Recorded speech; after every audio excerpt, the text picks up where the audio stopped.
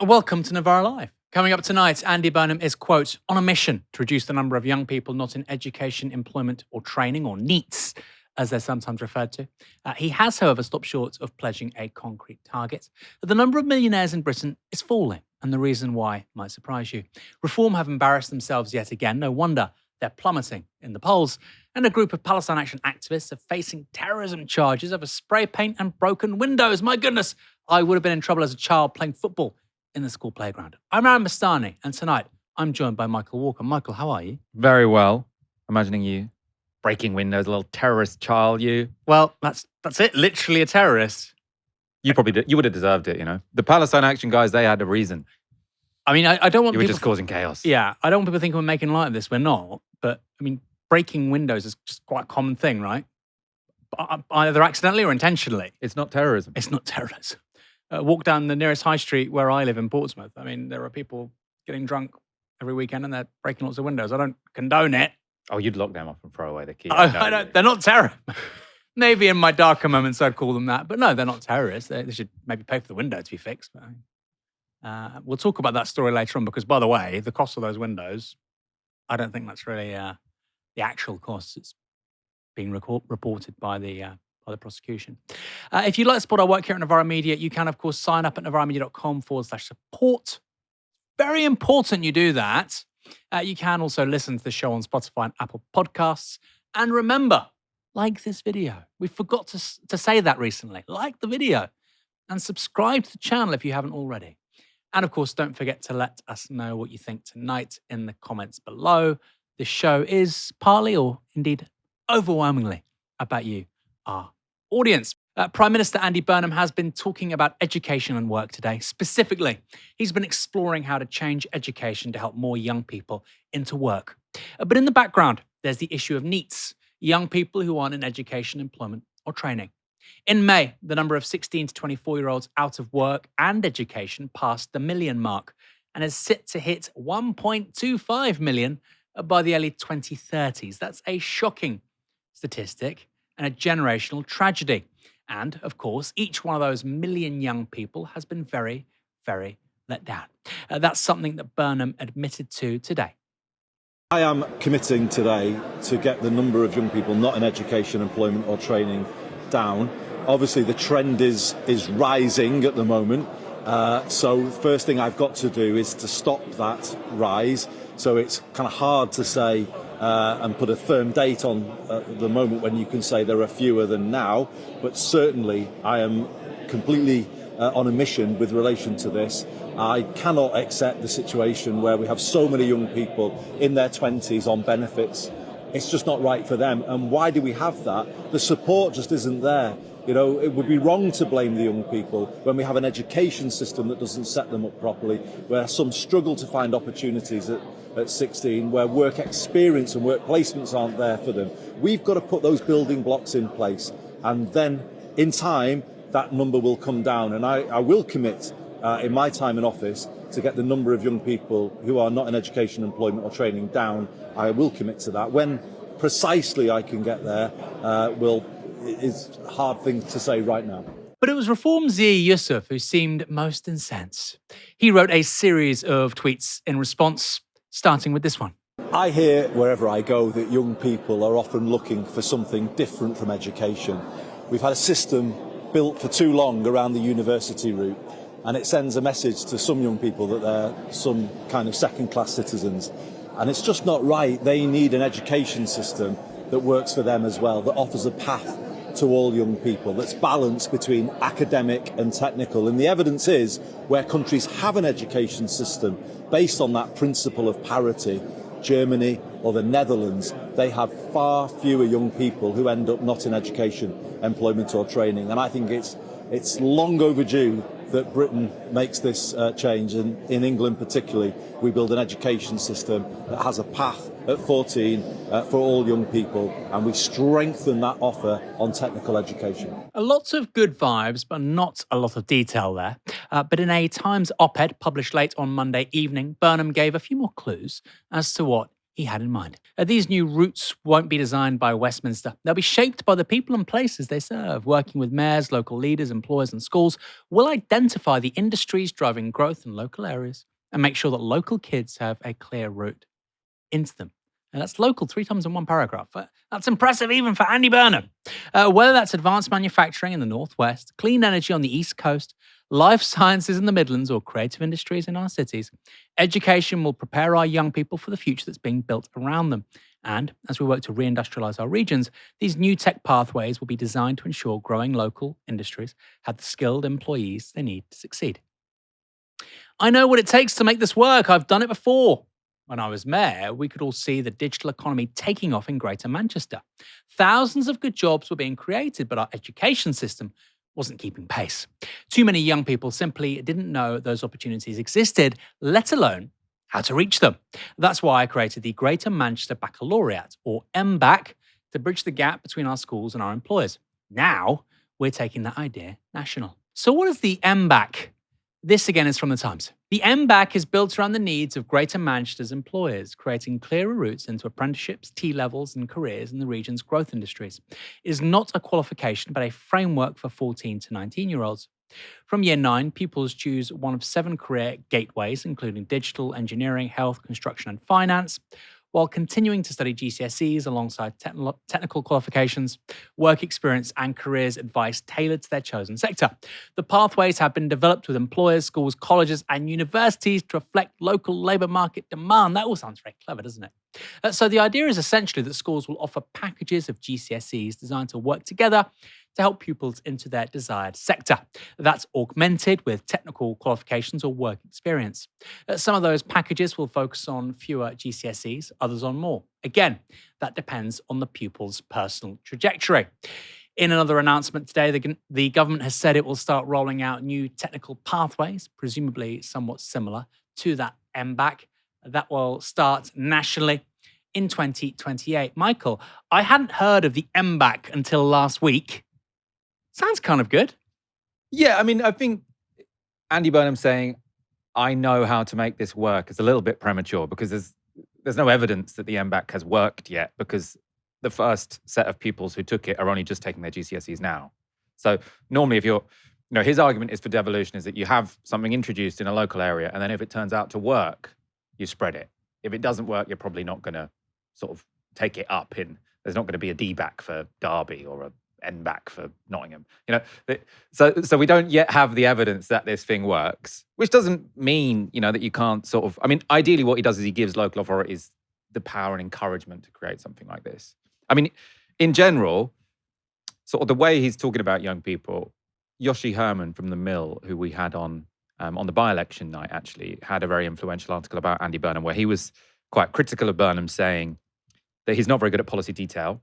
He's not very good at sort of taking tough decisions. He was saying he doesn't have the killer instinct. Now, I think, Burnham is probably outperforming so far what he'd suggested. But what he said Andy Burnham was very good at was moral and pastoral leadership. And when he is talking about young people out of work, on benefits, and who haven't been provided a pathway to fulfilling employment, you do kind of get that vibe of moral and pastoral leadership in a sense that Keir Starmer couldn't yet offer. So, I mean, there's very few details here. There's sort of like, he's pointing out a direction of travel. And in terms of the policy, we have also been here before, right? There have been T-levels. There have been all sorts of politicians who've stood up and said, we need to have technical education and we need to make it work. The big difference with Germany and Holland, I would contend, or the Netherlands, isn't that sort of they prioritize this at the level of education. It's that people have jobs to go to in those sectors because they have very dynamic industrial manufacturing sectors. So I think the idea that sort of you give a new name to some BTECs essentially that people can do at the same time as GCSEs and then hope that that's going to create this new workforce. But I mean, he's talking about this being linked up with local employers. So obviously, it's a start. There's no point in critiquing someone for what hasn't happened yet. But it's not going to be, it's not as simple as I think he's making out at this point. I suppose he would say with the MBAC, you're right, that the people that have started with those gateways are still very young. We don't know if it's going to work as an approach or not. He would say, though, look, I've worked with all these stakeholders. This is what universities said. This is what employers said. So I know the needs of a particular local context. And actually, that's a better place to start with in terms of designing national policy than my predecessor or recent political leaders in this country. That would be the first point. I mean, he can say also, this is something I clearly care about because Yeah. I've been talking about it for a while. It's not something I've just sort of woken up this morning and said, actually, this matters. He can say this is something I've thought deeply about, even if the proof of concept isn't quite there yet. Do you think that kids have... Do you think there's too much of an emphasis on young people having to choose their GCSEs at 16? So, for instance, this idea of gateways, and this does seem to be the bigger innovation with a national version of the MBAC, although, like you said, there'd be a great deal of variety because it would be co-designed with local authorities. But from year 9, so from 13, you basically decided gateway, like a general vibe, like construction or health. That to me does feel better than what we do with GCSEs, which is, you know, at, 14, similar age, 13, 14, you basically decide whether or not you're going to study something or not study something, and you're foreclosing certain possibilities. It feels like maybe in a different way. You've worked in schools, so you tell me what your view on this is. Well, I mean, in a way, the negative interpretation of what Andy Burnham is saying is it's doing the opposite, because sort of what education policy has been for a long time is to say everyone does the academic subjects. So it used to be the case that you'd have grammar schools and you'd have secondary moderns, and you're sort of dividing kids into these are the academic kids and these are the kids who are going to go into some sort of technical route or work in factories, whatever. And that went out of fashion, I think, for quite good reason. And then the idea was that everyone's going to go to school, everyone's going to do academic subjects, and then if they want to do something else, they can decide to do that after 16. And obviously, whether or not you choose history or geography at GCSE doesn't really foreclose many options in your future. So I'm not sure that makes sort of that much sense as something to counterpose this to. I mean, I suppose one thing I did get from working in a secondary school, again, like 10 years ago, is that I taught the health and social BTEC for a while, and what the BTECs often were, because they were coursework based, is if you've got kids who are really struggling in school and in a way have been a bit written off because they've got behavioural difficulties as well as sort of struggling educationally, they get, we taught them in, the little hut. It was called, what was it called? The health hub. And basically it's like teaching assistants doing most of their coursework for them so they can get out of school with something written on a bit of paper, and it doesn't count as a failure for the school because it gets some points for them. So that all very Blair-right. Teaching assistants massaging the figures and a help hub. A health hub.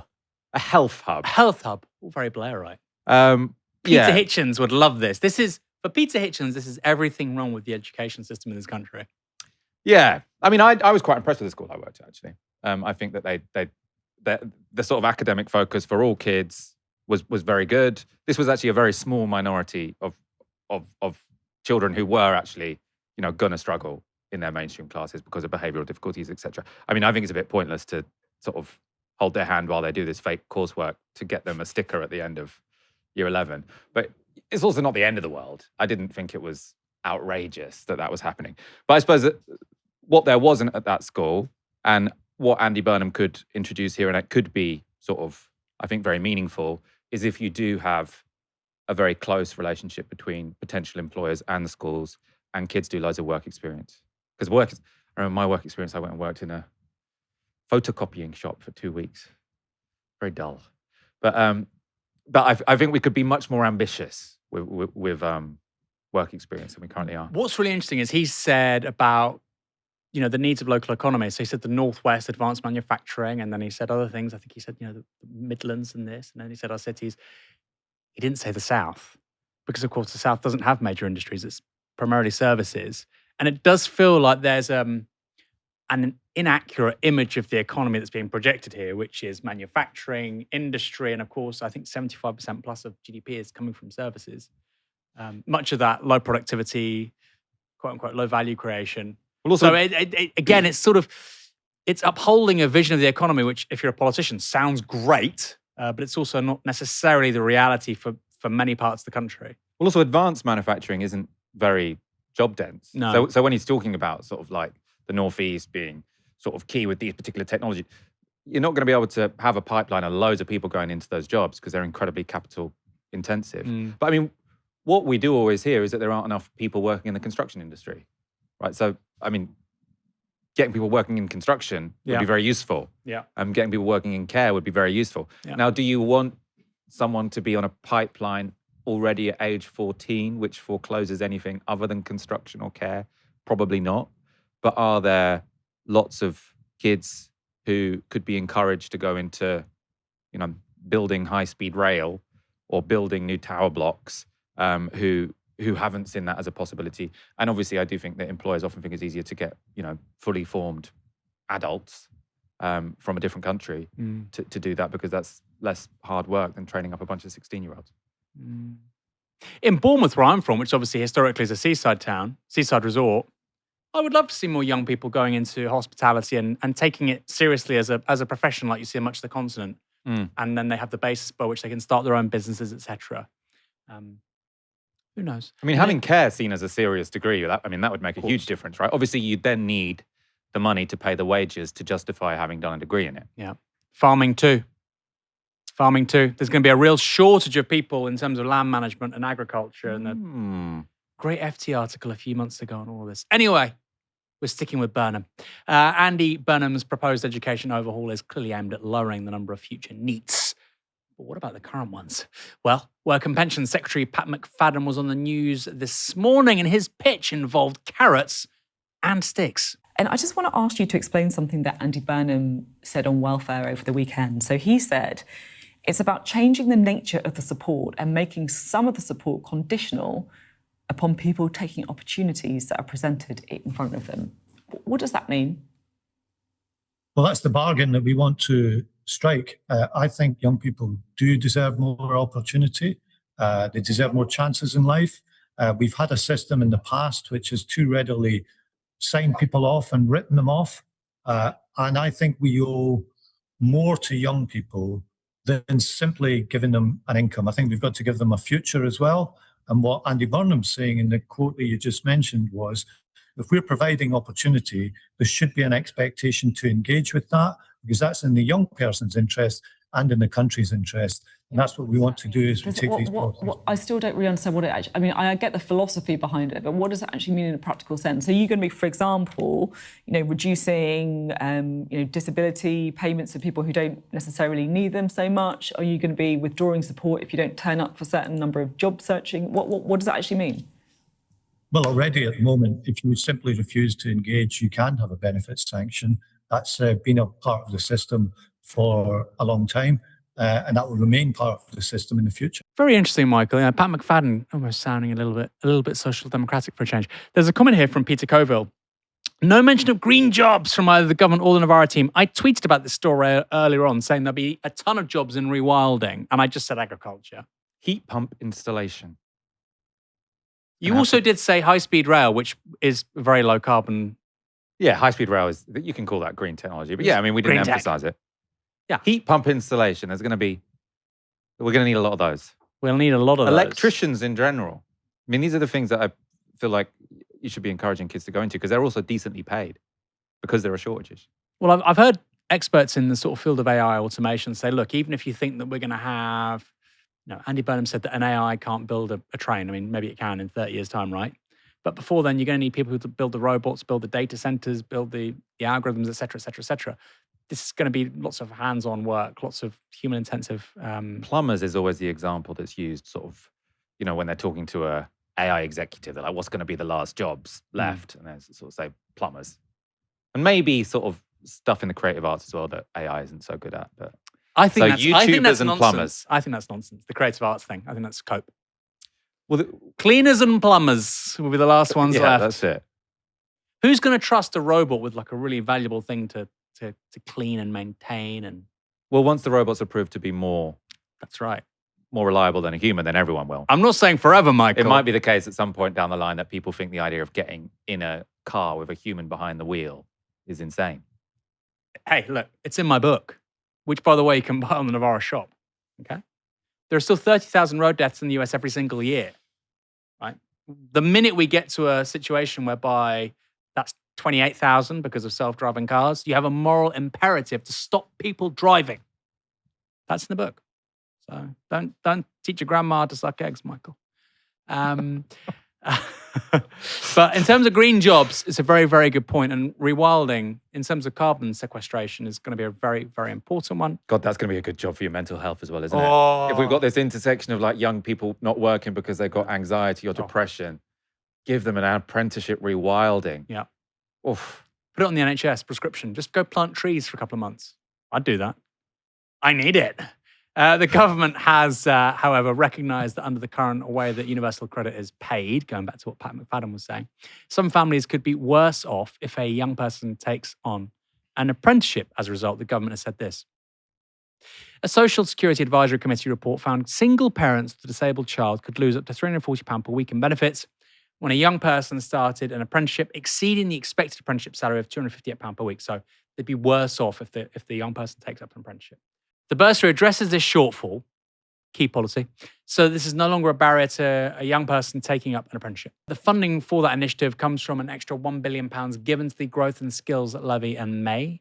So a parting gift from the Starmer government. Pat McFadden told The Guardian this.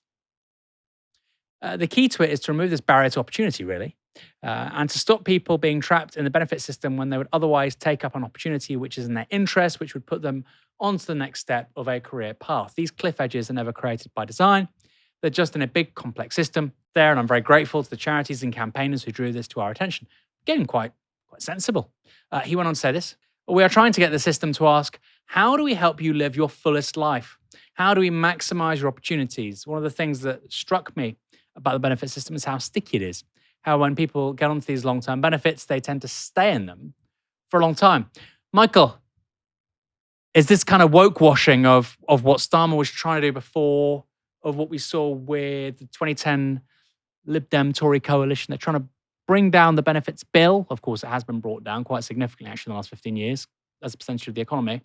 But they're trying to bring it down, but they're just changing the framing and the window dressing a little bit.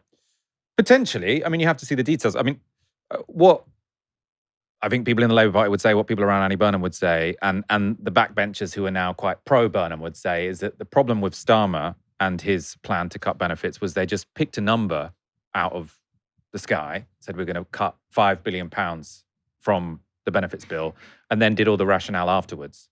So they basically said it's going to be harder to get PIP because whereas before, I mean, I don't have the details off the top of my head, but you would need slightly more points than was currently the case, and it was going to have consequences such as, you know, if you were well enough to wash your top half but not your bottom half, you would be fit enough to work. So it all seemed very arbitrary. Whereas if Andy Burnham can come at it from the other end and say that we've recognized a problem, because by the way, the money that we're spending on this isn't a disaster. The money that we spend on disability benefits is kind of the average across the developed world. So it's not the sort of oncoming catastrophe that people talk about. But the idea that we do have many more young people on benefits not in work because of mental health problems, that's obviously not a good thing, right? That doesn't seem like a good thing for anyone. So if you come at this from the other way around, which is how do we build a system which can get people back into work, which can get people sort of living more fulfilling lives, and if it turns out that we save a bit of money along the way, that would be fantastic. I mean, that's how they're going to be selling this, and hopefully that's how they approach it. I mean, there will be presumably some conditionality.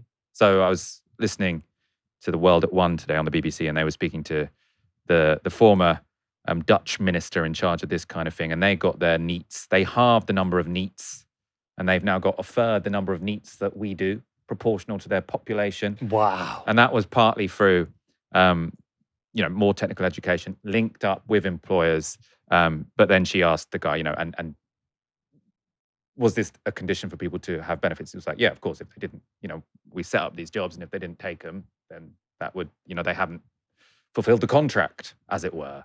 So I'm sure that will come, but it's whether we're saving money and by any means necessary, whoever we have to throw under the bus, or the current model of doing things doesn't seem to be working really for anyone. So let's try and fix that from a people-centered approach. Obviously, listeners might think this all sounds like PR, but you got to wait to see the details. Essentially, I think as well, such a big part of the puzzle is housing, right?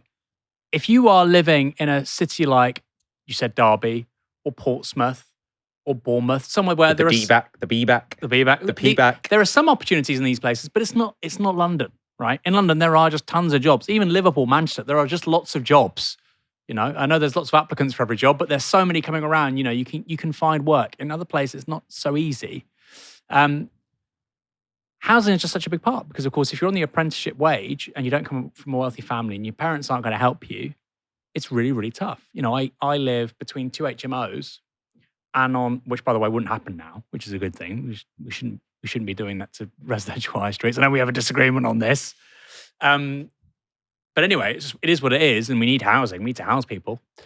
And on one side, there's a young guy who works really hard, you know, and he's really struggling to sleep. He talks to me about his insomnia. It sounds horrible, and he lives with his sister because you know they need to live. They need to sleep somewhere.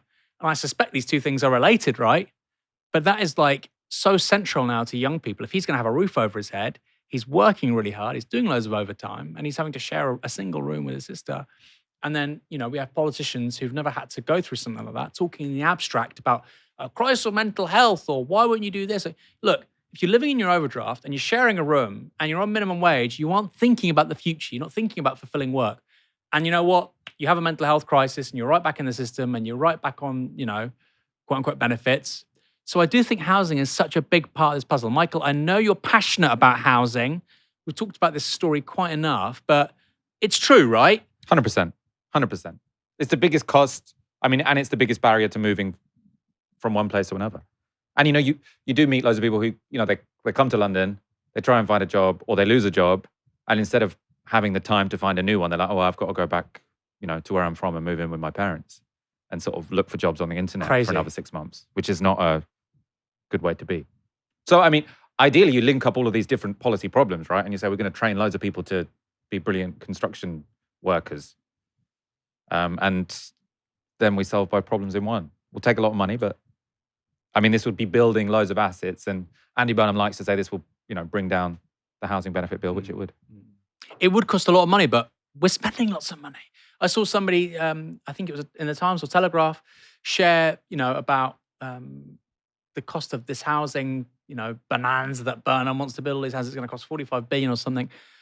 The housing benefit bill in this country, it's not just housing benefit, because of course it's folded into universal credit, and there are other aspects to housing policy which is kind of backed by the state.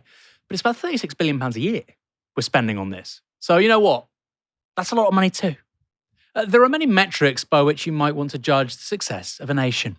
And for the Adam Smith Institute, a right-wing think tank which often promotes ideas at odds with what Adam Smith actually said, one is the number of millionaires. The more millionaires a place has, the better. They even track that data, keeping regular score. And this year, they say that the number of millionaires in Britain has fallen by 7%, meaning there are fewer millionaires in the country than at any point since 2008. But how did they come to that conclusion? Well, the ASI's Millionaire Tracker uses data from the Office for National Statistics and calculates the number of adults living in Britain with a net worth of at least £1 million. That figure includes assets such as property, pensions, cash, and investments. The Times writes this: it ticked over the 1 million mark in 2020 before reaching 1.07 million in 2021. So more than 1 million millionaires in 2021. Since then, there has been a sharp drop in each of the next 4 years. The think tank said the value of net assets has been hit by rising interest rates since the pandemic, alongside a decline in banks' savings rates. Okay, that all sounds very macroeconomic and credible, but then the report goes on to implicitly blame the Labour government, which, remember, only came to power in 2024. Here's the Times again.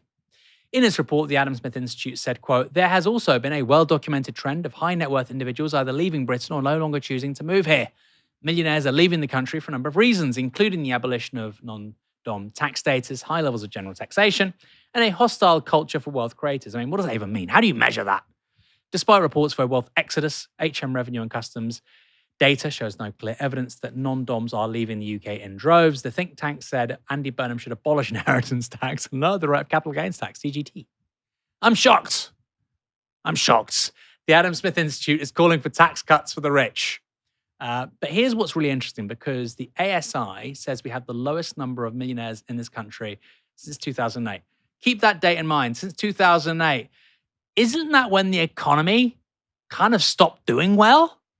Isn't that when we had the two lost decades start?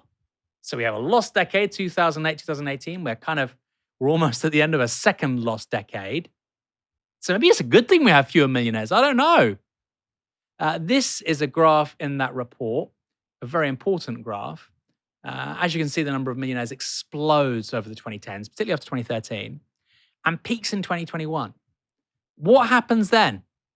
Well, interest rates went up over the after 2021, obviously, and we moved away from basically 0% interest rates, which were a once in a 300-year opportunity. So it comes down 2007, really. This is measured biannually, so there was no measurement between 2006 and 2007. We, of course, have the global financial crisis, 2007, 2008.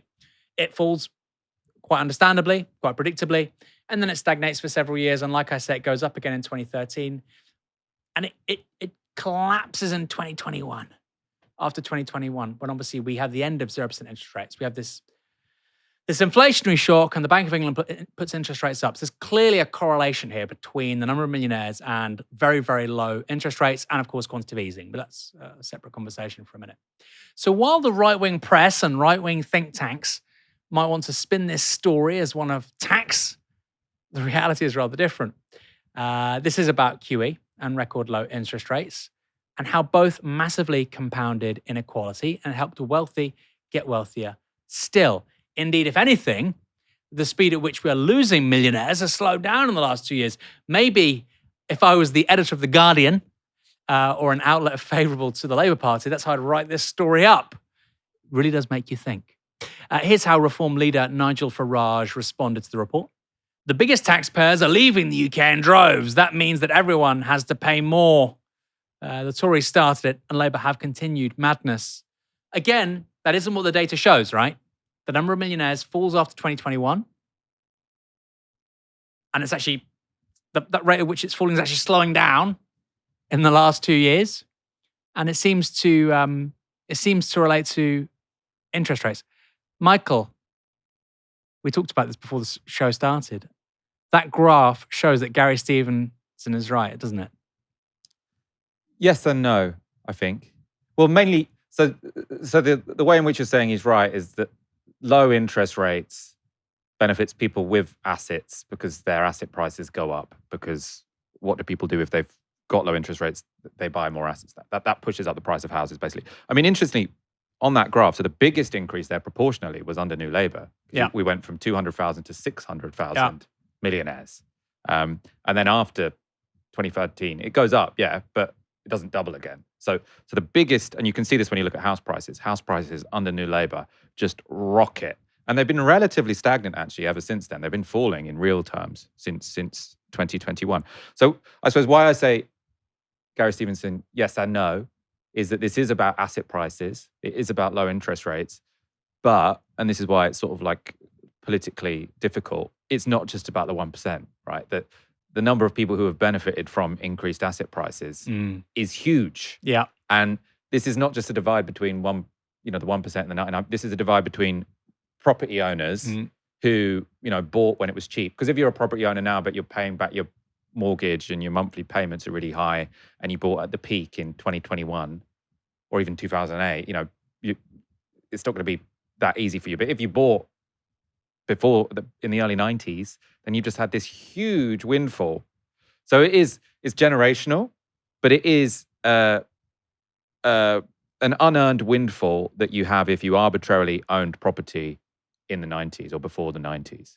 And so that's why it's politically difficult to confront and to challenge, because it's not just the millionaires or the billionaires. It's not just tax people who earn, or tax people with more than 10 million quid. It's saying to people who have this huge windfall from property they bought in the 90s that you might have to pay a 1% property tax or a 0.5% property tax. And there's going to be huge pushback against that because they're middle-class people. So there has been a huge growth in millionaires and billionaires, right? But this isn't showing that. I think this is really important to say. Gary Stevenson likes to talk about centimillionaires. We are talking about people with maybe £1 million worth of asset value, which is £500,000 flat. and a really good pension, and maybe they inherited £150,000 worth of assets from their parents or whatever. And also, what we're after also tax. there's the, Very different sociological and categories. the £1 million is a bit arbitrary as a category, right? So because for this increase in millionaires, so what did it go from 200,000 to 600,000 under New Labour? There will also be a massive increase in people who are worth £500,000. Yeah. And that's actually more significant, isn't it? The people who are worth £500,000 or who are worth 800 grand, right? They're the people whose house went up in price significantly over that time. They think, well, I bought this house, so it's mine. Why should I have to pay any, taxes on it? Yeah. But the argument that has to be made is you got incredibly lucky. You got incredibly lucky by buying a house before the house price boom. And there's a whole generation of people, obviously it's class related because there's younger people who might inherit and younger people who won't inherit. So it's not just generational, it's also a class divide. But there has to be a much sort of broader societal understanding that has to be shared around a bit. And it's not just the 1%. It's a big section of the middle class and the upper middle class. I mean, a wealth tax, Gabriel Zucman talks about this, right? A wealth tax in this country, if you had a annual wealth tax of 2% on estates of more than £100 million, Gary Stevenson is talking about estates of 10 million. I think Gabriel Zucman's, that's a far more conservative policy, right? Because there's not many people worth more than 100 million. Gabriel Zucman estimates it's going to raise between 10 and 15 billion. Now, I think we should do it. And I think that's useful. That's good money. But I mean, that's not a panacea. The deficit's 100 billion, right? So you'd have to do other things as well. I would get rid of the triple lock. I've said why. Pension of poverty amongst those who rent is going to be a complete disaster. We need to help those people, have focused help on those people. That doesn't mean you cut pensions. The triple lock is not about cutting pensions. Pensions will still go up. Index them to wages or index them to inflation. But the setup right now is unwise. And I would do other things too. I would cut things like, over its life cycle, it's going to cost £200 billion. So the idea that it's just tax the billionaires. The thing we absolutely should not do is cut inheritance tax, which is the Adam Smith Institute's suggestion when it comes to this. The only justification for cutting inheritance tax is if you introduce a fat property tax. Yeah. And the good thing about a property tax is you can say it can be paid when you die, right? So you can have a choice. Either you pay 0.5% a year or 1% a year, or every year the bill when you die goes up. Yeah. And then it's paid when you... The Norwegians got rid of the death tax, inheritance tax, and they replaced it with a wealth tax. Again, the right don't have these conversations. I find it really strange. They just go, no, wealth tax is terrible. Okay, well, you hate inheritance tax. You want more cops. Okay, what if you did these two things and it meant we have to tax people who are worth more than £100 million? No! They're coming after my money, but you're only worth £200,000. You live in a 2-bedroom flat in Bournemouth. No, you're not Elon Musk. You don't have the same economic interests. I try, Michael. They don't listen. I do try. I tell these people they don't listen. I thought you were the id for people with 2-bedroom flats in Bournemouth. I'd like to think so, but sadly, it doesn't seem to be the case. Can we get the graphic up, by the way? Because you said that thing about New Labour. I think this is really important. So yeah, that goes from 1998. You're right, Michael. 200,000 to 600,000. Very important to say that. Obviously, that's a period of very low interest rates as well. I mean, really, I think from 2001, right? But this really, it's a great point, Michael. This is just about the housing market. I mean, that just shows it, right? It's low interest rates, but it's also sort of, there was some mortgage deregulation. You had right to buy. You had help to buy. You had buy-to-let mortgages. Buy-to-let mortgages. Sorry, right to buy isn't really what I meant to say. Yeah, help to buy and buy-to-let mortgages. Well, help to buy and also low interest rates. Help to buy is a 2012, 2013 policy, right? I mean, you can really see it. Which, by the way, was tens of billions of pounds of credit backed by the state. I talk about this in a recent interview with Peter Apps. And loads of people who were on it are now screwed because they bought new build flats that have really tanked in price. So they temporarily subsidised demand, which actually, it's the problem. If you do it temporarily, then the demand won't last forever, will it? And then nobody's going to want to buy your place. Violence against politicians and political figures is on the rise in Britain. There's no doubt about that.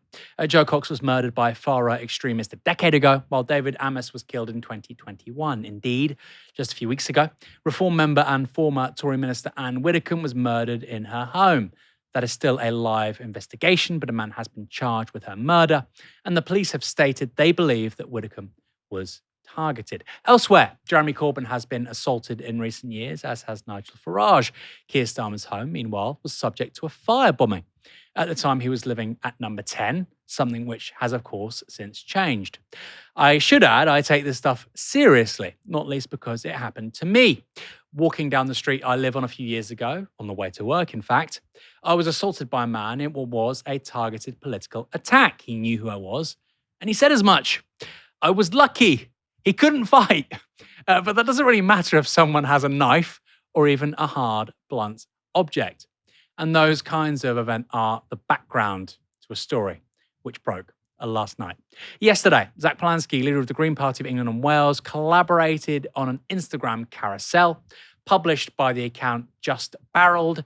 They are a freelance photojournalist with almost 10,000 followers on the platform.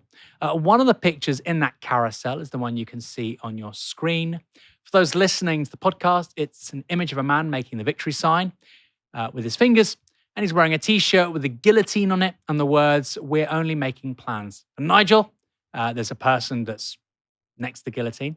The implicit point being that, like the ruling class during the French Revolution, Farage will soon be decapitated. Now, this t-shirt is obviously a joke, and it should be added that the words "We're only making plans for Nigel" is a play on a song. Those are the lyrics of a 1979 song by a band called XTC. What is more, I suspect, although I can't be sure, that the person wearing that t-shirt wouldn't be remotely capable of such an act, even if it was against someone they strongly disliked. It's a joke. They're having a bit of fun. People say all kinds of things they don't really mean, let's be honest. I'm sure you have. I certainly have in the past. But the context of recent events, particularly the murder of Widdicombe, should make it pretty obvious that a politician, least of all the leader of a political party, shouldn't share something like that post. Now, for his part, Polanski deleted it pretty sharpish. A Green Party spokesperson subsequently clarified the matter, saying that once this image was brought to Zach's attention, he immediately unshared the post. He unequivocally does not support this type of dangerous message. That spokesperson also went on to say this. Zach condemns the image on the t-shirt. He was tagged in a post with 20 images and clicked accept without realizing there was more to it than he had seen. The t-shirt is clearly in poor taste, especially at a time of heightened fears for the security of public figures, having experienced multiple threats himself. He and the Green Party call on everyone involved in public discourse to show kindness and not encourage more division. That wasn't enough for Nigel Farage, however, with the Reform leader proceeding to contact the police. Mr. Farage said this on X while sharing that image. This is what Zach Polanski has just posted on his Instagram. If I was to post anything as insightful, then I would expect to be arrested, and so should Polanski.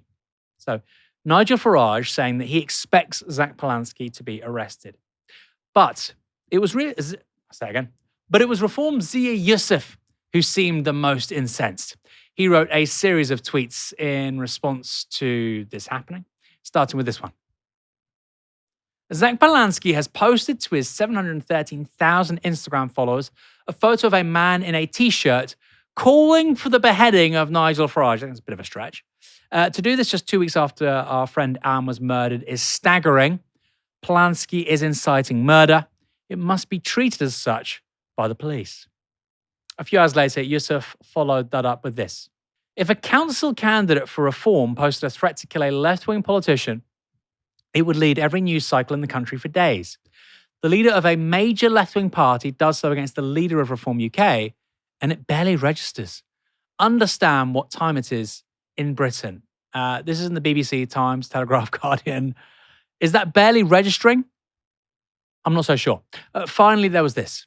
If Zach Polanski is not in police custody by this time tomorrow, the police will have declared open season on members of parliament. It's like one of those sort of westerns, you know, by noon. If he's not in prison by noon, there'll be hell to pay. In response to the story developing, the Mets, for their part, posted this on X. Earlier today, Monday, 27th of July, we received a third-party report, presumably from Nigel Farage or somebody in Reform, relating to an image shared on social media. We take reports of this nature extremely seriously, and officers are conducting inquiries into the matter. Michael, what do you make of all this? I think in a time of where political violence is very real and where three politicians that everyone can name off the top of their head have been murdered. 2 weeks ago, Anne Widdecombe was murdered. Then wearing that T-shirt is an unpleasant thing to do. And I could see why Nigel Farage would be incensed at the existence of that T-shirt. I think Zach Polanski, a number of times now, it's become clear, is not careful enough when he's on social media. However, the idea that someone accepting a request to, share 20 photos that he should get arrested is insane. And Zia Yusuf is embarrassing himself. Like they could have said a bunch of reasonable things, right? They could have said, look, the fact that this T-shirt is seen as acceptable by anyone shows that there is a real cultural problem on the left, and the fact two tiers, and the fact that Zach Polanski sort of shared this shows that he's irresponsible or whatever, yada yada yada. But to say he's literally inciting the murder of Nigel Farage and therefore should be arrested tomorrow, it's just crazy. And Zia Yusuf, I don't know what they're doing. Like Zia Yusuf, I used to think, I never agreed with the guy, but I used to think he seemed like the more competent reform guy. He was a businessman. He wasn't like Andrea Jenkins or someone, right? So I thought the reason they put him on TV all the time is because he seems a bit more credible.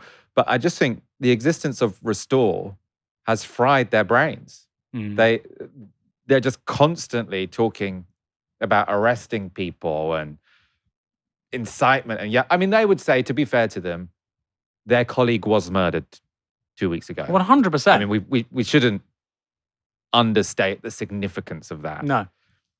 But Zia Yusuf actually has been talking like this before that as well. And they do need to sort of grow up a bit, I think. And also, this is just so obviously cynical. I don't believe that Zia Yusuf thinks that Zach Polanski is calling for someone to kill Nigel Farage by accepting that share request from this photographer who shared 20 photos. That's a great way to put it. Does Zia Yusuf sincerely believe that Zach Polanski wants Nigel Farage to be beheaded by a guillotine? I don't think any sensible person believes that. I should add as well, Michael, there's a political dimension to this story, which is whatever your views on, Zach Polanski and what he shared, and it's important to say this was a collaboration on Instagram. I think it's a really interesting grey area in terms of publishing. He's not published anything, and isn't it interesting? Lucy Connolly can literally write something on X. This guy has accepted an invite to collaborate on 20 images. Lucy Connolly shouldn't go to prison, but apparently Zach Polanski should. I think neither of them should, obviously. That's my view. I think if one of them is going to go to prison, it should be Lucy Connolly, which was much worse than what Zach Polanski did. But she deleted it. We can have a conversation about that another time, I guess. But the politics of this are really interesting for me. So you have, on the one hand, Labour, new Prime Minister, in his second week, just every day, 6 a.m., new policy, really relevant. Last week, we had 3 really big policies: VAT on electricity bills, £2 bus fare cap, and now, including those 2, of course, really attention-grabbing policies. And now this week, we've got, again, really interesting kind of news-setting media sort of appearances and policy conversations around education for young people. Really important stuff that everybody cares about. Doesn't mean they all agree with him, but everybody cares about this stuff. And meanwhile, you have Reform, who have been, until this week, leading in basically every national poll for a year, having a by-election against the bin in Clacton, and now calling for the arrest of a guy who's not even an MP. Divorce this from, obviously, the question of political violence, what happened to Anne Widdecombe. For the median voter, and guess what, you're in the politics game, that matters, it kind of looks bewildering, right? It kind of looks like they're almost trying to make themselves irrelevant. Like they're really clawing at something here, and it feels to me like Reform are yet to adapt to a political environment where Keir Starmer is along with the Prime Minister. They still think that actually we just need to set the news agenda, we need to get clicks, we need to get eyeballs, we need to get attention. But Burnham is quite a substantial political figure. He has something of a political program, which actually people care about. People don't hate the dude already, which they have with Starmer. And Reform are still playing by the old rules. What's your view? And they're still obsessively talking about the Green Party, right? Because they're very comfortable with a Reform versus Greens battle. It kind of fits them quite well because sort of everything Reform believe, Zach Polanski is the opposite, right? So they can sort of put forward the Greens as the opposite of what a Reform voter, or their core voter, let's say, wants. Lower migration, tough law and order, yada, yada, yada, sort of a market economy. All of these, they can point to Zach Polanski and say, if you're, this guy's scary to you. And they seem to want to keep doing that. And they seem to have forgotten that the Greens are much lower in the polls. Labour are storming ahead, and they can't lay a finger on Andy Burnham at the moment. And it does seem like they're desperate and they're lashing out. Again, their colleague, Anne Widdecombe, was the justice spokesperson for reform, and she was murdered in her home. She was also she was the shadow Home Secretary, right, for the Tory Party, 24 years ago. She was a big national political figure. So if they are in a heightened emotional state, to be fair, maybe we should give them a little bit of grace, but it's a strange political strategy that they're pursuing. Totally. And you want to be the government. That might sound insensitive, what you just said, but you literally want to govern the United Kingdom of Great Britain and Northern Ireland, 68 million people, G7 economy, nuclear power. You do have to appeal to the median voter. And what you're saying about reform, not really knowing what to do with Burnham, I kind of feel like it's the same with the Greens. Because they're still saying the same things they were saying a few months ago, right? So on the one hand, Reform are playing by a set of rules where Labour is really unpopular by default and the job is to get attention, right? And the Greens are saying, stop Reform. Actually, the problem for the Greens is not stop Reform anymore. Labour are coming for your votes, okay? Labour are coming for those councils you won in May. Labour are coming for your 5 MPs, right? You run for dozens of MPs. Actually, I think getting to double figures with Burnham would be a real accomplishment because Burnham is coming for their votes big time. And you're right. I think both sides, they wouldn't want to admit it, of course, both sides were far more politically comfortable with this polarization. Yeah. And they were fighting each other. Yeah. It really helped them. I mean, it helped the Greens in Gorton and Denson, and it helped Reform to some extent, obviously, in the local elections. 100%. Things have changed. I mean, the thing is, obviously, Andy Burnham is in his honeymoon, right? So Reform can keep their powder dry, and he's going to come up with a lot of, or arrive at a lot of issues which do split his base: migration, welfare reform, et cetera, et cetera. And I mean, that's when Reform will see the opportunity to pounce, presumably. But at the moment, they're just making themselves seem a little bit crazy. Well, that's the point, right? They're not keeping their powder dry. I mean, that would be the sensible thing. And I'd say also with the Greens, Zach Polanski's done extraordinary work as the leader of the Green Party, so who am I to give advice?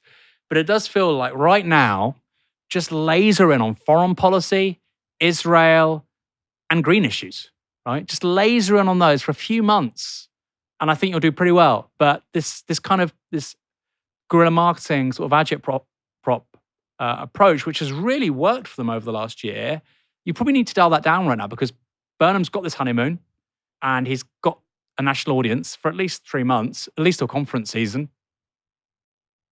What do I know? If you like what we're doing here at Novara Media, you can, of course, support our work. Go to novaramedia.com/support, link in the description below. But also, you can just like the video. Costs you nothing. You can also subscribe to the channel. We don't say that nearly enough. We've got how many subscribers is this? 1.6 million?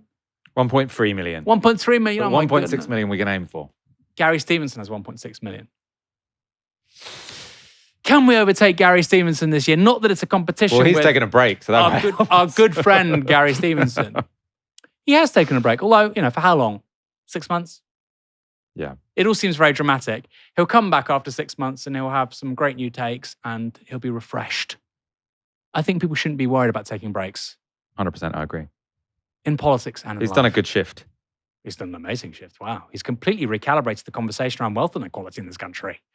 And I should also say, I mentioned Gabriel Zucman a little bit earlier. I interviewed him on Downstream.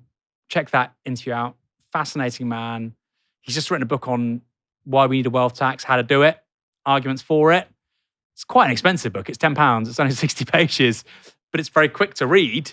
And if you want to buy a bit of propaganda to persuade people about the merits of a wealth tax, go there. Gabriel Zucman book, very good. We've got a super chat here, £4.99. Michael's right. Zach's been doing some stupid stuff recently. Oh, controversial.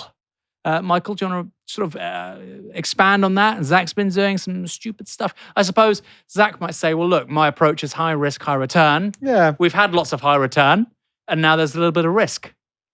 Yeah. I mean, also, this isn't going to lose him much support, right? It would be if this was if he was in the same party as Andy Burnham, this would create just this huge, enormous row because they'd be, is he going to get kicked out? Yada, yada, yada. But because he's a leader of the party, he can just say sorry. And 99% of the public are going to go, oh, okay, I said sorry. Like, it's not that big a deal. It's not that big a deal. And Zach will say, you know, his being very online is a big part of his appeal. And if he were to sort of just return to a position of sort of standard professionalism, he would risk, you know, going back to what the Greens were before, which was slightly irrelevant. So, you know, I don't think I'm in a mood to be too harsh with the guy. Generally, I think maybe he could tweet 20% less. Maybe 50% less. This was Instagram then, Michael. This was Instagram, or even any social media, maybe 30% less. There's a good line I'm here. Negotiating with myself. I've gone from 10 to 50 to 30. River 8512, Zach to basics. I like Very it. good. Look, just spend a month litter picking and talking about foreign policy and butterflies. Aren't there lots of painted ladies this Cleaning year? up rivers Oh, with Paul Polsland. Paul Powsland, Zach Polanski collab. Now that would be great. Now that would do well on Instagram, Zach. Have that for free. It's not just Nigel Farage and Zia Yusuf having emotional outbursts on X. Richard Tice is at it too. On Saturday, the BBC published this story reporting that the police were investigating donations allegedly made to Reform UK by a company controlled by Tice. The article goes on to report this. Britain Means Business gave the party 2 donations of £250,000 in the run-up to the 2024 general election when Tice was party chairman. Tice has said the money was given to his firm by Fiona Cottrell. That name sounds familiar. A significant donor to Reform UK and mother of a convicted fraudster with close links to Nigel Farage. Earlier this month, the Times newspaper revealed that 2 donations given directly by Fiona Cottrell to Reform UK in May 2024 were being investigated by the Metropolitan Police. That investigation relates to legislation governing elections, which bans concealing or disguising donations derived from a, quote, impermissible donor, or the use of false information about a donation, including the amount or the identity of the donor. Britain Means Business, which is, I love it. They really have a gift, don't they, for these kind of catchy phrases, the reform lot. Britain Means Business, which is solely owned and controlled by Tice, received £1 million from Fiona Cottrell. Did they not think this stuff was going to come out? I mean, goodness. Received £1 million from Fiona Cottrell in June 2024. Disclosures to the Electoral Commission show that the company then donated a total of £500,000 to Reform UK in the same month. Tice told the BBC earlier this month that it was entirely his choice for the company to give half of the money from Fiona Cottrell to his party. The payments came to light when the Guardian newspaper External revealed that they had been flagged to the National Crime Agency as part of its Suspicious Activity Reports programme. Now, BBC News has learned that they're part of the Met's investigation into donations to Reform UK. In response to the BBC's reporting, a Reform spokesperson said this. Reform takes pride in its stringent vetting of donations and always ensures that the Electoral Commission guidelines on donations, as set out in the Political Parties, Elections and Referendums Act 2000, are strictly followed, as has been the case with donations so far. And for his part, Tice said he was mystified, telling the BBC this. This is the first I've heard of it. If true, why are the Met Police briefing the BBC before contacting interested parties? Is the Met leadership now engaged in the widespread politically motivated smear campaign against Reform and its leaders? There's no evidence in the article that the Met Police briefed the BBC on anything. It looks more like the BBC just contacted the Met, asking them to confirm the details of an investigation, and they did. But Tice then took to Twitter, where he issued an extraordinary threat. Both the BBC and Met Police appear to have acted in clear breach of legal obligations, contrary to well-established case law. In the BBC's reporting about me over the weekend, I have written to both the Commissioner of the Met Police and the BBC's Director General setting out these serious breaches. My lawyers have also been instructed. Any media organisation considering repeating these allegations should exercise the utmost caution. There's lots of threats coming from Reform, aren't there? And they're not even in power yet. A reminder to Mr. Tice, you're an MP who wants to be in government, and you're threatening the press against reporting on an investigation and suggesting a conspiracy. Again, it doesn't seem very serious, does it? I've forgotten what they want to do. what was But what were they? What was their policy again? They're just angry all the time now. They just want to arrest They just everybody. arrest everyone. A few weeks ago, it was Sky News, right? Do you remember? Yeah, they wanted to take Sky News off the air. Yusuf was going to take Sky News off the air. Now it's the BBC. Arrest Zach Polanski. Investigate the BBC. Like, what's the? Why was anyone? Why were we supposed to vote for them? Migration. Yeah, I mean, they don't. Why aren't they even? Like, I don't want to. I don't want to be the guy who reminds Reform UK to talk about migration. But that was their strength, right?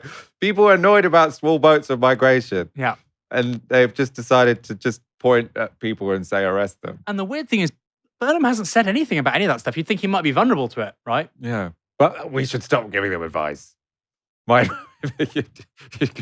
can imagine like the strategist of Reform saying, Nigel Farage, I mean, it was going well when you talked about migration. Why are you talking about migration again? Maybe if they just go for one more arrest. One more push, comrades.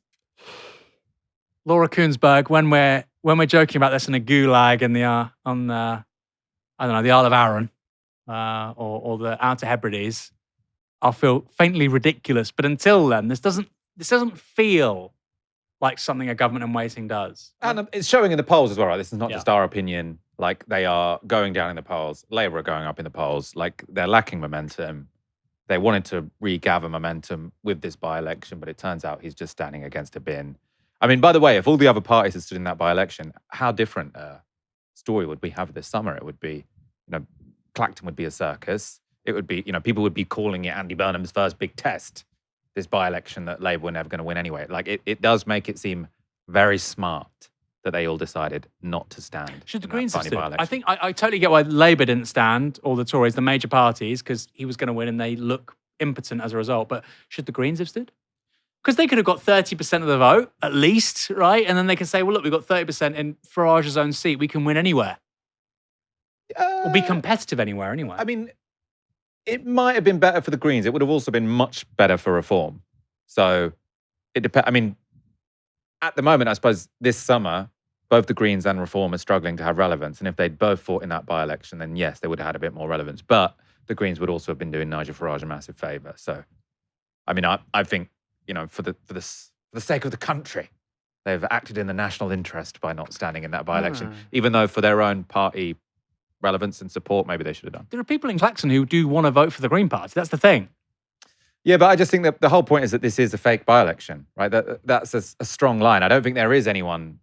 Well, I mean, I'm sure there are some people in the constituency who sort of. But they're going to vote for Binface. I mean, he probably will get double digits, right? I mean, I say that. It's funny. It's much funnier being Binface than it being the Greens.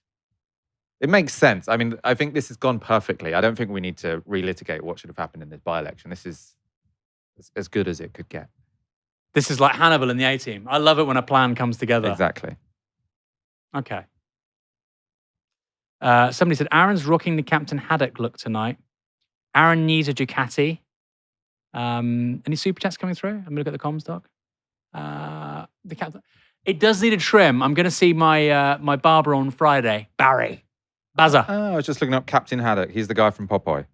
Mm. Popeye. No, he's the guy from Tintin. Captain Haddock, isn't it? I thought it was the bird's eye guy.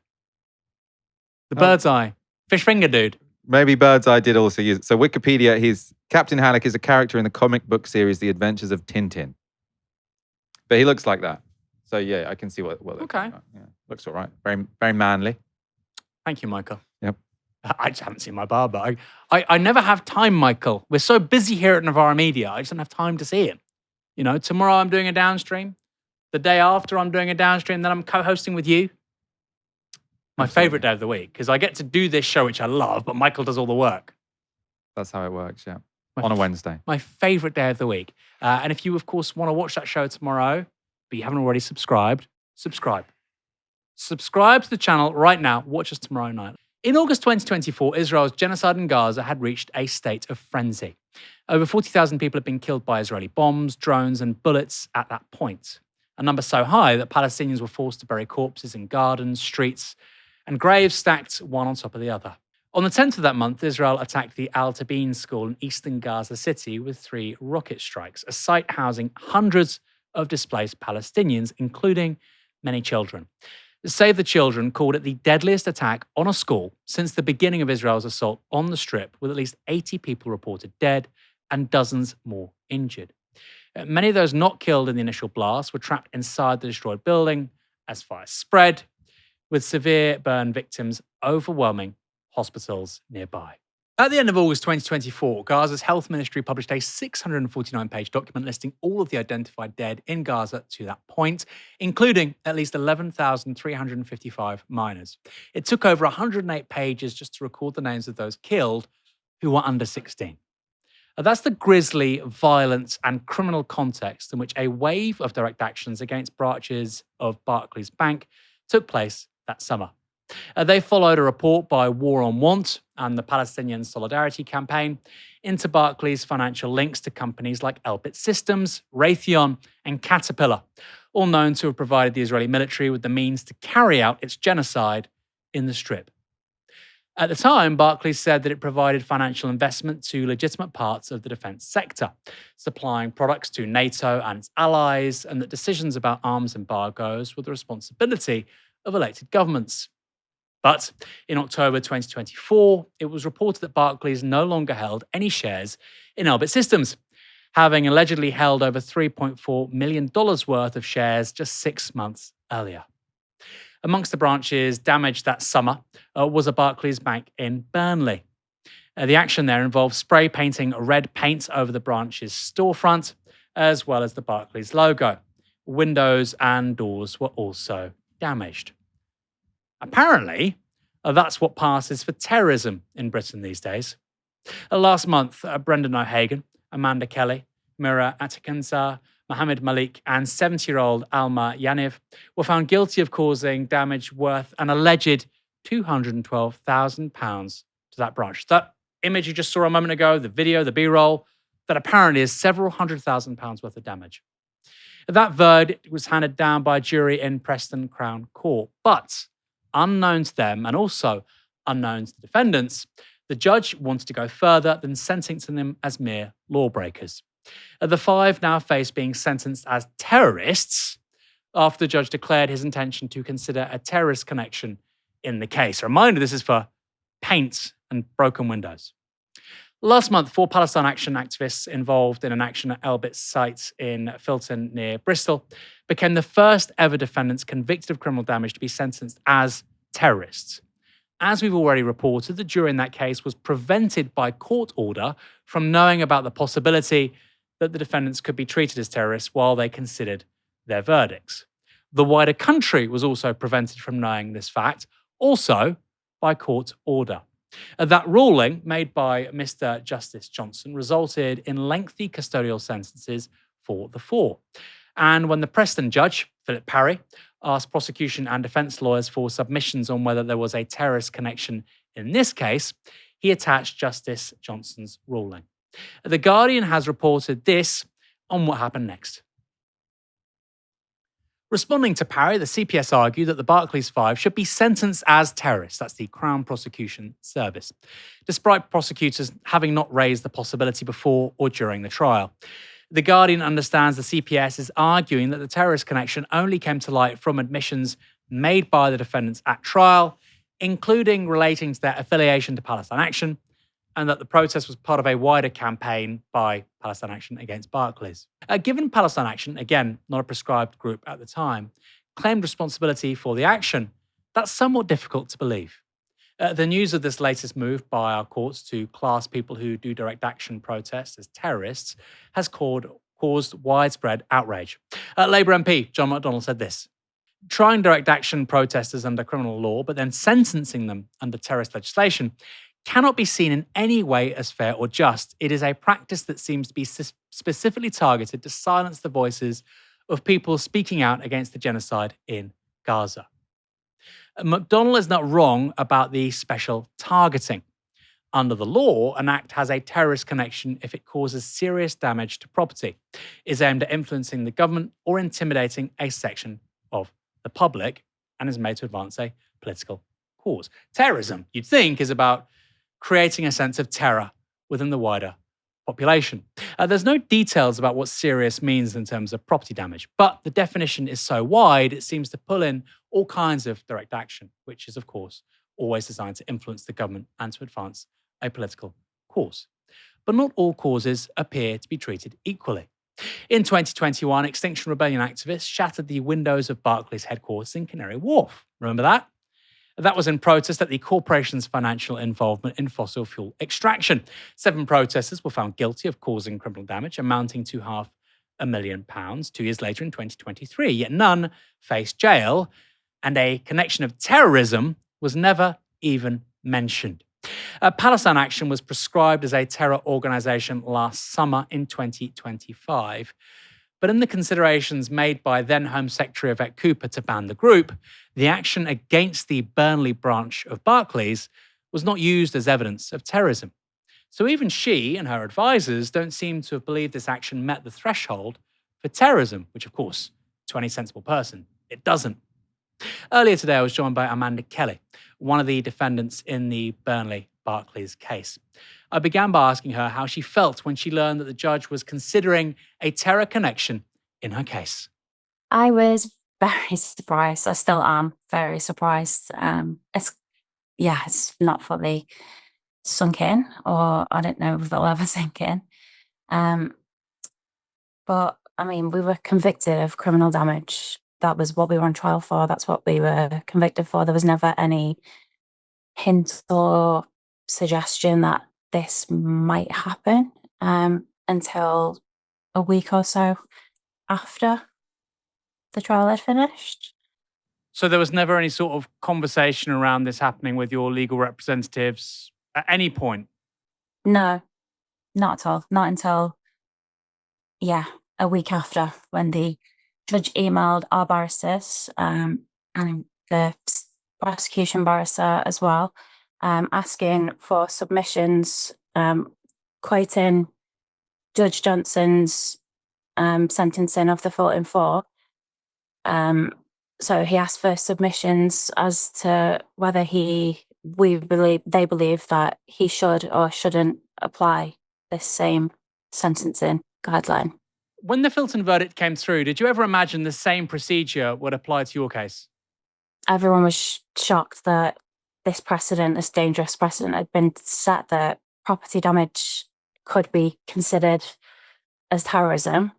But still, I don't think anyone can imagine it happening to yourself. It's wild.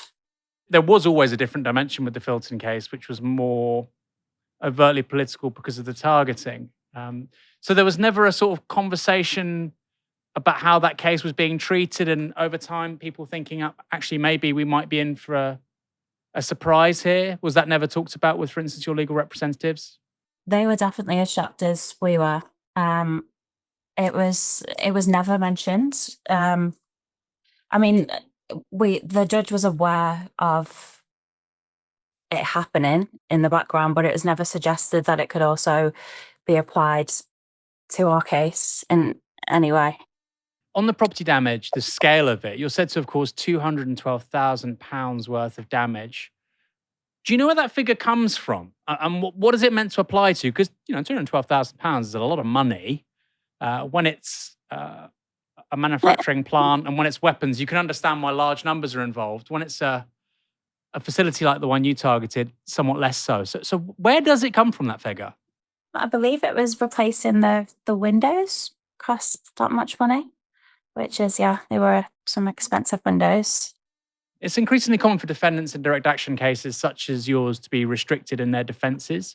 The judges now prevent people from saying why they did what they did to the jury. Did that happen in your case?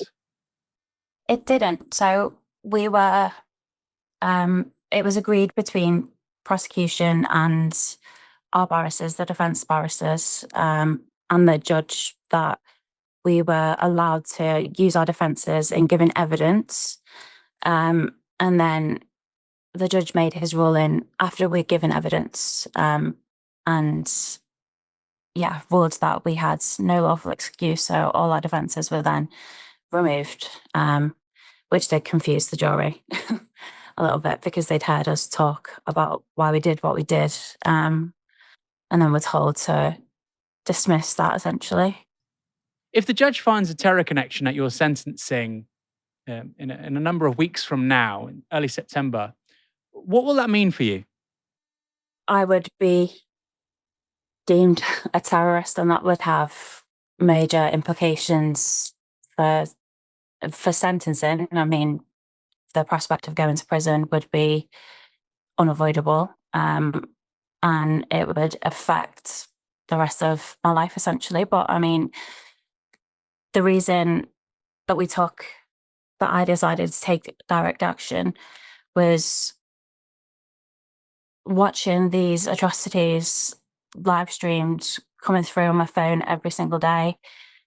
I'm being completely just devastated by that,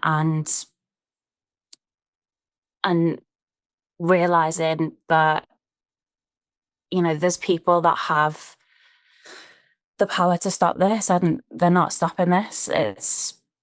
That became like evident. And so for me, I needed to bypass these people who clearly, you know, the world that wasn't doing anything to stop this.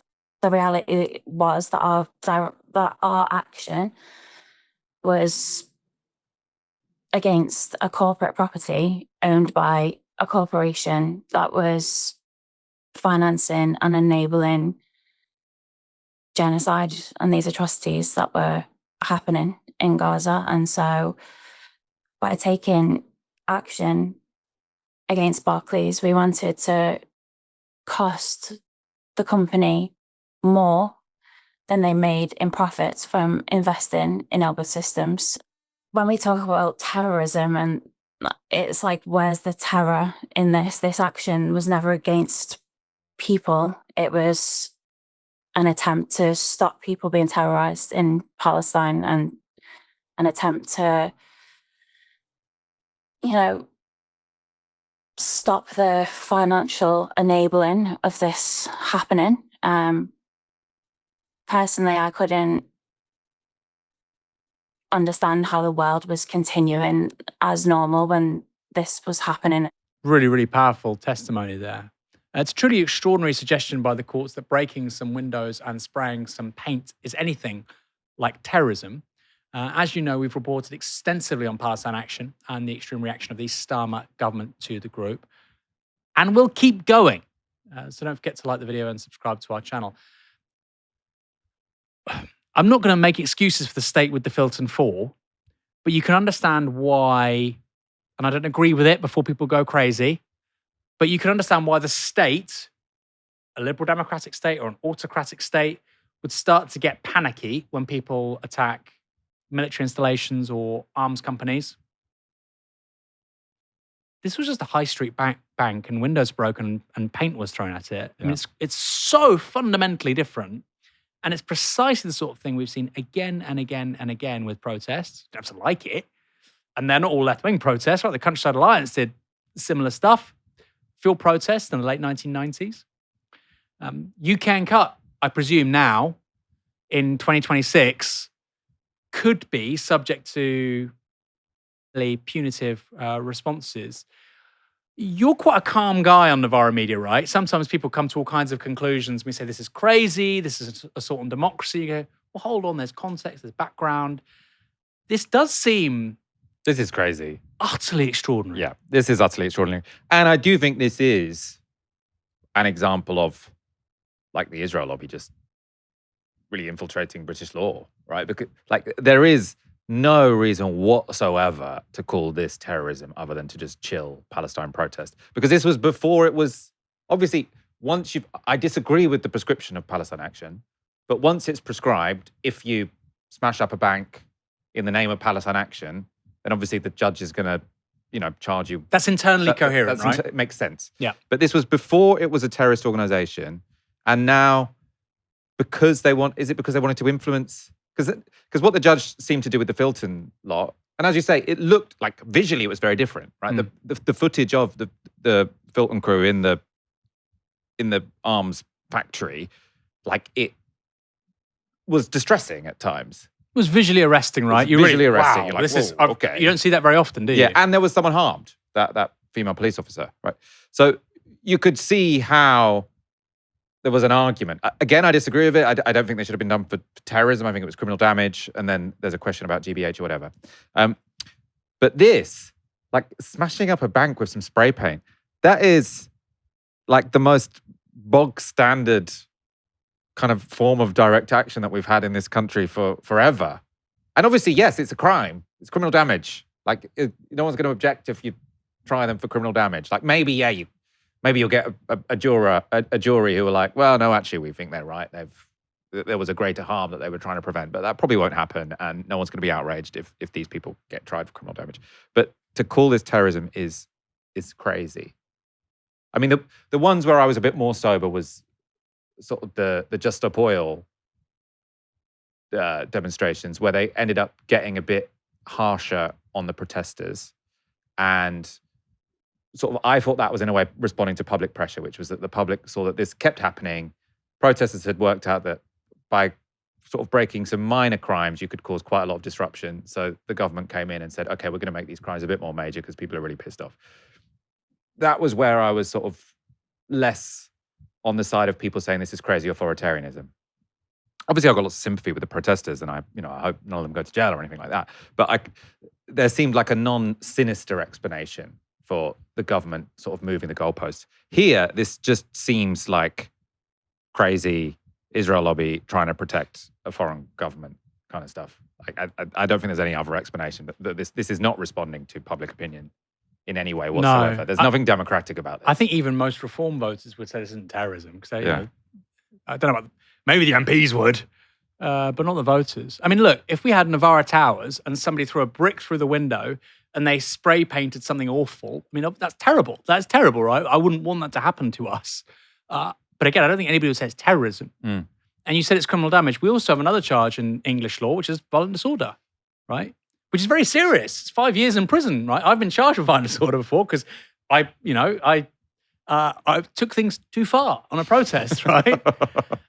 So I was charged with violent disorder, and the solicitor says, well, this is a very serious charge. You can face 5 years. Well, bloody hell, it wasn't that bad.